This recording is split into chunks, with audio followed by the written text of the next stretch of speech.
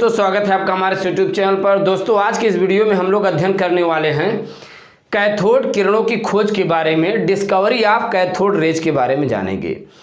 Cathode किरण दरअसल एक प्रकार के बच्चों इलेक्ट्रॉन होते हैं। क्या आप जानते हैं इलेक्ट्रॉन क्या हैं, प्रोटॉन क्या है? तो इसके पूर्व जो हम लोग समरी करवाए हैं वहाँ पर इलेक्ट्रॉन, प्रोटॉन, न्यूट्रॉन के खोज के बारे में हम जिक्र किए थे। और आज जो हम वीडियो में अध्ययन करने वाले हैं वो हम बताएंगे कैथोड किरण की खोज यानी इलेक्ट्रॉन की खोज सर्वप्रथम कहाँ पर और किस वैज्ञानिक ने किया था। हमारे पीछे आप बोर्ड पर देख पा रहे हैं एक विद्युत विसर्जन नलिका है। इसी नलिका में दरअसल इलेक्ट्रॉन की खोज इसी नलिका में इलेक्ट्रॉन की खोज हुई थी और खोज करने वाले वैज्ञानिक थे जूलियस प्लकर। सन 1859 ईस्वी में खोज करते हैं। कौन से वैज्ञानिक होते हैं बच्चों? Julius Plucker. इनका नाम होता है जूलियस, बहुत बढ़िया नाम है, आपको एक बार में ही याद हो जाना चाहिए, जूलियस प्लकर। राइट, 1859 ईस्वी में ये करते क्या हैं? सन 1859 ईस्वी में बच्चों जूलियस प्लकर विद्युत विसर्जन नलिका में सामान्य दाब पर, देखिए यहाँ पर 3 तरीके का दाब होता है, सुनिए जरा ध्यान से। एक होता है सामान्य दाब, अभी बताएंगे, पहले आप सुनिए। एक होता है सामान्य दाब, दूसरा दाब को थोड़ा कम करते 10⁻², फिर दाब को और कम करते 10⁻⁴ तक ले जाते हैं। जब माइनस में लगता है तो वो कम होता है। राइट, अब यहाँ पर होता क्या है? जूलियस प्लकर ने 1859 ईस्वी में 1859 में एक विद्युत विसर्जन नलिका लेते हैं, जो कि आप देख पा रहे हैं यहाँ पर विद्युत विसर्जन नलिका होती है ये। अच्छा, नलिका कैसे होती है जरा हम बता रहे हैं। नलिका में एक भाग में एनोड लगा होता है दरअसल, जिस पर धनावेश होता है, जिस पर पॉजिटिव चार्ज होता है, उसी को हम लोग एनोड कहते हैं, और दूसरे भाग पर कैथोड लगा होता है। राइट, अब यहाँ पर करते क्या है, इन भागों को हम लोग बैटरी से जोड़ देते हैं। राइट, यहाँ बैटरी होती है, बैटरी से जोड़ देते हैं। बैटरी बहुत पावरफुल होनी चाहिए जो 10,000 वोल्टेज तक दे सके लाइट। राइट, और ये जो आप देख पा रहे हैं यहाँ पर बच्चों, ये एक चूसक पंप की नली होती है। यहाँ से हम लोग क्या करते हैं, गैस को बाहर खींच के बाहर निकालते हैं, यानी गैस, आप कह सकते हैं गैस को यहाँ से हटाया जाता है।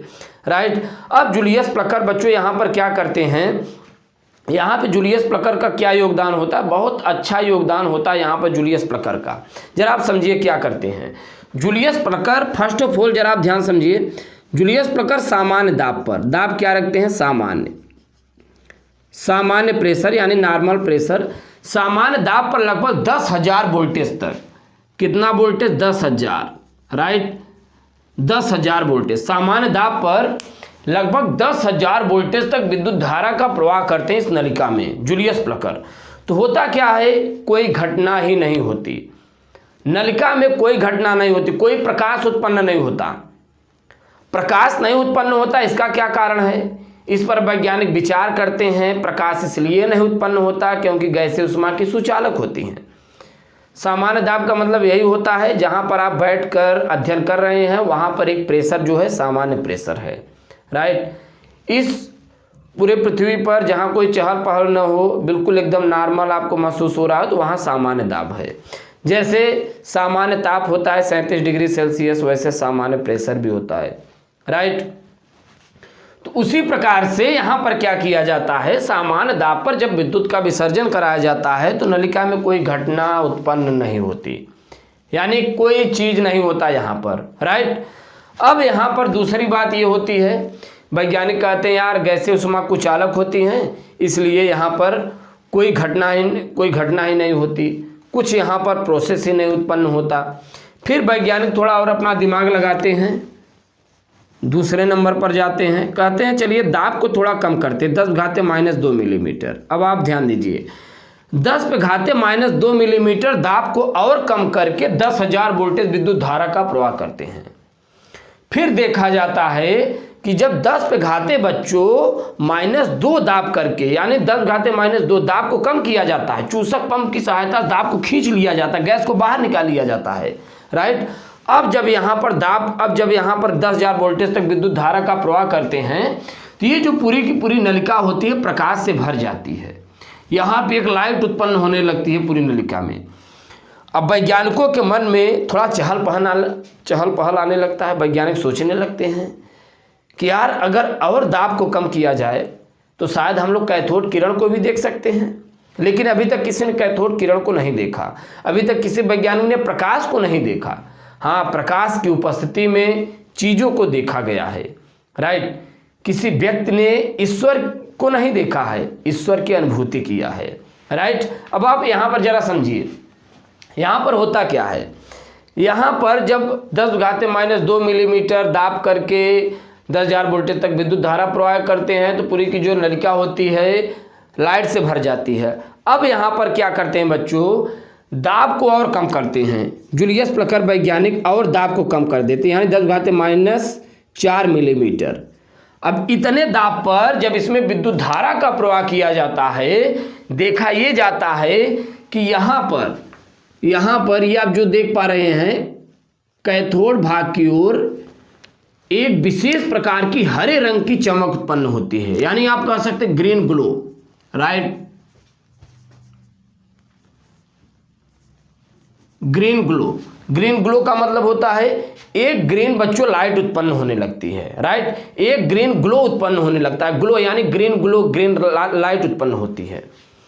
दूसरी बात यहाँ पर, अब वैज्ञानिक यहाँ पर विचार करने लगे कि यार जरूर यहाँ से एनोड भाग से, यहाँ पर ध्यान दीजिएगा, यहाँ पर ये हम उल्टा लिख दिए हैं, यहाँ पे हम कैथोड करते हैं, सॉरी यहाँ कैथोड कर देते हैं और यहाँ पर हम एनोड कर देते हैं। ये एनोड, ये देखिए बन के तैयार हो गया, यहाँ कैथोड एनोड।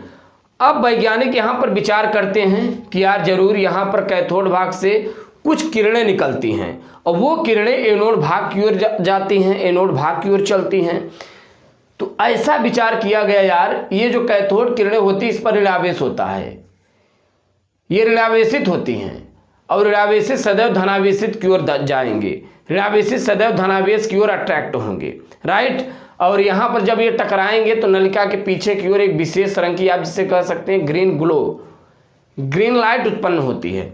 और यहाँ पर ये आप देख पा रहे हैं ना, ये जो एरो दिख रहा है ये कैथोड भाग से एनोड भाग की ओर ये चलते रहते हैं, जैसे ये जाते रहते हैं। ये नेगेटिव का मतलब होता है इलेक्ट्रॉन है, राइट। ये बच्चों क्या हैं, इलेक्ट्रॉन हैं, इलेक्ट्रॉन। ये इलेक्ट्रॉन आ रहे हैं किसकी ओर, ये एनोड भाग की ओर आ रहे हैं इलेक्ट्रॉन। तो ये चीज़ें आपको ध्यान में रखना है। इस प्रकार से कैथोड किरण की खोज की जाती है, इलेक्ट्रॉनों की खोज की जाती है एक विद्युत विसर्जन नलिका में। और अगर पूछा जाए कि कैथोड किरण को बताने वाले, इस पर ज़्यादातर नाम देने वाले कौन से वैज्ञानिक थे, तो बच्चों जो इसका सबसे बड़ा जो श्रेय होता है वो जाता है जे थॉमसन को।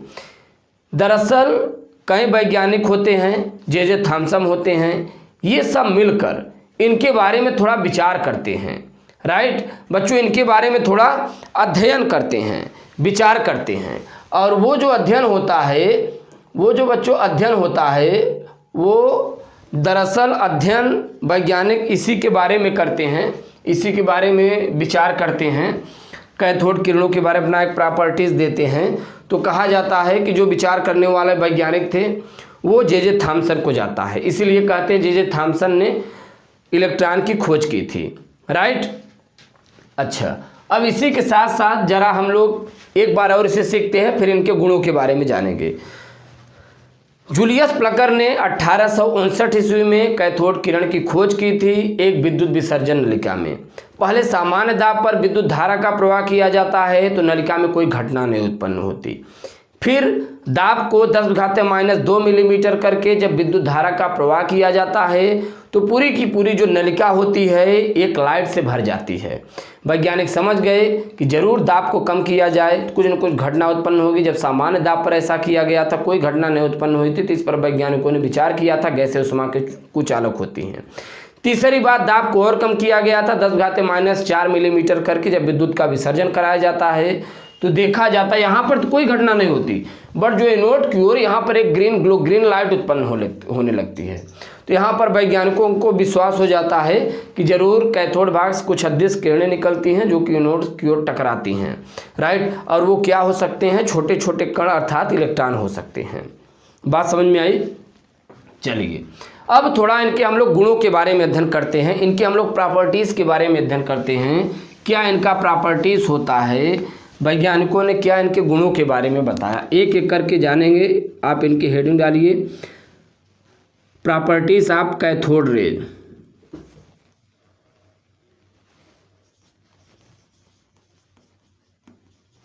Properties of cathode rays, right. क्या इनका प्रॉपर्टीज होता है, पहली बात कहा जाता है कि जो कैथोड किरण होती हैं ये सीधी रेखा में चलती हैं। सीधी रेखा में चलने का मतलब होती है ऐसे नहीं चलती, ये बिल्कुल एकदम सीधी रेखा में जाएंगे, कैथोड से निकलेंगे, एनोड से टकरा जाएंगे। जैसे प्रकाश बिल्कुल सीधी रेखा में चलती है ना, वैसे कैथोड किरण भी सीधी रेखा में चलती हैं, एक प्रकार के प्रकाशी होती हैं। अब दूसरा प्रॉपर्टीज ये बताया जाता है कि जो कैथोड किरण होते हैं ये छोटे छोटे छोटे छोटे छोटे छोटे ऋणावेशित कणों से मिलकर बने होते हैं। वो छोटे छोटे ऋणावेशित कणों का मतलब होता है इलेक्ट्रॉनों से मिलकर बने होते हैं, राइट। अब इसका कैसे अध्ययन किया वैज्ञानिकों ने, वैज्ञानिकों का कहना था यदि इनके मार्ग में छोटी पतली पन्नी की फिरिंगी रख दिया जाए तो उस फिरिंगी को घुमा देते हैं, राउंड अप कर देते हैं, ऐसी बातें बताया जाता है इनके बारे में। तीसरा प्रॉपर्टीज ये होता है कि जो ये कैथोड किरण होते हैं ये ऋणावेशित होते हैं, इस पर नेगेटिव चार्ज उपस्थित होता है। नेगेटिव चार्ज का उपस्थित का होने का ये मतलब है अगर यहाँ पर हम कोई धनावेशित प्लेट रख दें, यहाँ तो है उसकी आप बात छोड़िए, यहाँ पर अगर हम कोई धनावेशित प्लेट रख दें तो इसकी ओर राउंड अप हो जाएंगे, घूम जाएंगे धनावेशित प्लेट की ओर, क्योंकि इन कैथोड किरणों पर ऋणावेश होता है, अर्थात आप कह सकते एक तरीके के इलेक्ट्रॉन होते हैं, राइट। चलिए चौथी बात, कैथोड किरण एक प्रकार के बीटा कण होते हैं। बीटा कण परमाणु के नाभिक से निकलते हैं, वहाँ पर जब न्यूट्रॉन टूटता है तो इलेक्ट्रॉन बाहर हो जाते हैं, जिसे हम लोग बीटा कण कहते हैं, राइट। अल्फा किरण चुंबकीय क्षेत्र में उत्तरी ध्रुव की ओर, बीटा दक्षिणी ध्रुव की ओर। यानी आप कह सकते हैं अगर इन्हें हम चुंबकीय क्षेत्र में प्रवाहित करेंगे तो ये दक्षिणी ध्रुव की ओर राउंड अप कर जाएंगे, दक्षिणी ध्रुव की ओर घूम जाएंगे। तो बच्चों ये चीज़ें आपको ध्यान में रखना है कि जो इलेक्ट्रॉन होते हैं वो दक्षिणी ध्रुव की ओर घूम जाते हैं, राइट। ये आपको नोट भी करना है। चलिए अगली बात बताएं। ऐसा कहा जाता है कि जो कैथोड किरणें होती हैं बहुत ही हाई वेलोसिटी से चलती हैं, उच्च वेग से चलती हैं। उच्च वेग से चलने का तात्पर्य यही होता है बच्चों, अगर उच्च वेग से चलेंगी कैथोड किरणें तो कहा जाता है कि अगर इनके मार्ग में, अगर इनके उपस्थिति में अगर टंगस्टन उच्च गलनांक की धातु रख दी जाए ना तो इस पर अगर कैथोड किरण पड़ेंगे तो यक्स किरणें उत्पन्न करती हैं, राइट। तो ये चीज़ें आपको ध्यान में रखना है। कैथोड किरण उच्च गलनांक की धातु पर पड़ने से यक्स किरणें, यक्स रेज उत्पन्न करती है। तो ऐसे प्रॉपर्टीज होते हैं। और क्या प्रॉपर्टीज होते हैं जरा इनके बारे में हम लोग अध्ययन करते हैं। कैथोड किरण बच्चों फोटोग्राफिक प्लेट को प्रभावित करते हैं। अगर इनके मार्ग में अगर आप फोटोग्राफिक प्लेट रख देंगे ना तो उन्हें ये काली कर देंगे, बहुत आसानी से काली कर देते हैं। क्योंकि आप देखे होंगे कि जो रेडियो एक्टिव परमाणु होते हैं, रेडियो एक्टिव परमाणु से बच्चों अल्फा बीटा गामा किरण निकलते हैं। नाभिक में जब विनिमय होता है तो अल्फा बीटा गामा किरण निकलते हैं, राइट। तो वहाँ पर होता क्या है, नाभिक में जो प्रोटॉन न्यूट्रॉन होते हैं उनके मध्य विनिमय होता है। तो जो न्यूट्रॉन होता है जब वो टूटता है तो प्रोटॉन अंदर ही रहता है, राइट। आप कह सकते हैं प्रोटॉन अल्फा कण के रूप में बाहर निकलता है और इलेक्ट्रॉन बीटा कण के रूप में बाहर निकलता होता है। ऐसी घटनाएं देखी जाती है वहाँ पर। तो वो भी फोटोग्राफिक प्लेट को प्रभावित कर रहे होते हैं। तो अगर इनके मार्ग में भी फोटोग्राफिक प्लेट रख दिया जाए तो प्रभावित कर देंगी। सातवीं बात ये कि जो कैथोड किरणें होती हैं, आप नोट डाउन करते जाइएगा, जो कैथोड किरणें होती हैं वो जिंक सल्फाइड, बेरियम प्लेटिनो साइनाइड पर पड़ने से स्फुरदीप्त एवं प्रतिदीप्त उत्पन्न करते हैं। ये बच्चों स्फुरदीप्त प्रतिदीप्त का मतलब ये होता है कि जब इनके ऊपर जब ये पड़ेंगे तो वहाँ पर एक विशेष प्रकार की चमक उत्पन्न होती है। तो ऐसी बातें बताई जाती है कैथोड किरण के बारे में। तो हाल फिलहाल इतनी बातें आपको ध्यान में रखना है। अभी इसका आप स्क्रीनशॉट लीजिए, जितना हम बताए हैं वीडियो को आप पोस्ट करके आप नोट बनाइए, नोट्स बनाइए, पूरा नोट करिए। बोर्ड एग्जाम, कंपटीशन एग्जाम में बच्चों यहीं से प्रश्न बनते हैं, अलग से नहीं आते। जो प्रश्न बनते हैं यहीं से छांट कर बनाए जाते हैं। कई बार पूछा जाता है कंपटीशनल परीक्षाओं में, इलेक्ट्रॉन की खोज सर्वप्रथम कहाँ पर हुई थी? इलेक्ट्रॉन की खोज सर्वप्रथम कैथोड किरणों में हुई थी। जूलियस प्लकर का इसमें सबसे बड़ा योगदान था। हाँ, थोड़ा टॉमसन इसके बारे में अध्ययन करके बताते हैं कि ऋणावेशित होता है, इसलिए टॉमसन का इसका खोज का श्रेय जाता है। बट इलेक्ट्रॉन की सर्वप्रथम खोज कैथोड किरणों में हुई थी। तो ये बातें आपको ध्यान में रखना है। अब इसके बाद वीडियो लेक्चर में हम लोग एनोड किरणों के साथ मुलाकात करेंगे। बच्चों, यदि आप चैनल पर नए हैं तो चैनल को सब्सक्राइब कीजिए और अपने दोस्तों के पास शेयर करना ना भूलें।